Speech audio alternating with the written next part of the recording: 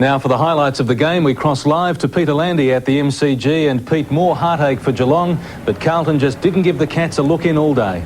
No, the lead from Go to Woe, Mitch, and Malcolm Blight just summed up the performance as autumn, arguably the best display we've seen by any premiership side this century, and who could argue 23 wins from 25 matches this season for the Blues, an amazing performance. For Carlton, Williams got 5 goals, Kernahan booted 5, and for Geelong, 3 goals kicked by Handley and Billy Brownless. David Loudon has highlights of Grand Final Day 95.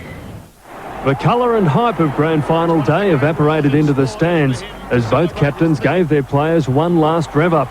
Ablett won the toss and the Cats came out with the tactics of '89, hitting the Blues hard with bone-crunching bumps. But the Cats were wounded when Bradley scored the Blues first. Bradley the first chance to score. Bradley shot for goal. It's the first goal of the Grand Final to the Blues. Then the Carlton captain dealt Geelong another blow. When Pearce showed poise under pressure, the Blues had 4 on the board with no answer. Ablett snapped 3 points and it was left to Riccardi to get Geelong's first. And he's kicked Geelong's first. An ugly tumble punt from Mensch never looked so good. The Cats 13 points down at quarter time. But as usual, that wasn't nearly enough to keep Parkin happy. Spalding underlined his metamorphosis from player to champion with an inspirational individual goal. And he had a hand in a memorable moment for Big Harry. Justin is going to goal. Kernahan's marking ability was as good as ever, but his accuracy was better.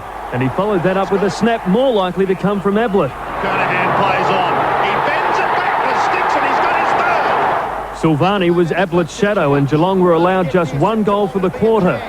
The Blues' 6 goals gave them a 40-point lead and the half-time siren was like a boxing bell. Geelong's pent-up frustration erupting like a volcano. It's the type of tactic sides used to use to get back in the game. But Parkin had the break to ensure his players remained focused. Brownless kicked the ball out of mid-air, but such was Geelong's luck it hit the post. Then the Cats' best running player, Peter Riccardi, did his hamstring. The epitome of Geelong's day came when Williams was given a 32nd birthday present. At the other end of the ground, Dean was relishing the chance to play in a grand final. He was full of spirit and running, turning strident defence into potent attack, which usually ended in a goal. He's going to get the goal anyway.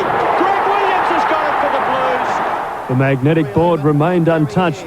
There wasn't anything the Cats could do to stop the match-winning momentum Geelong itself is used to enjoying. Carlton's relentless defence did ease up late in the third term, but the Cats' 3 goals were meaningless. Parkin gave his most relaxed address for the season.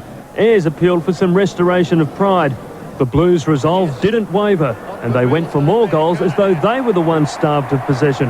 And the unselfishness of the Carlton players was rewarded with time to kick easy goals and celebrate exuberantly. He blazes into goal and he kicks it. Carlton's belligerents produced 2 more goals, and with an 84-point margin and half a quarter left, the Blues turned off the ignition and coasted to the premiership. Williams was awarded the Norm Smith Medal. And then Kernahan and Parkin lifted the cup they'd worked so hard to get.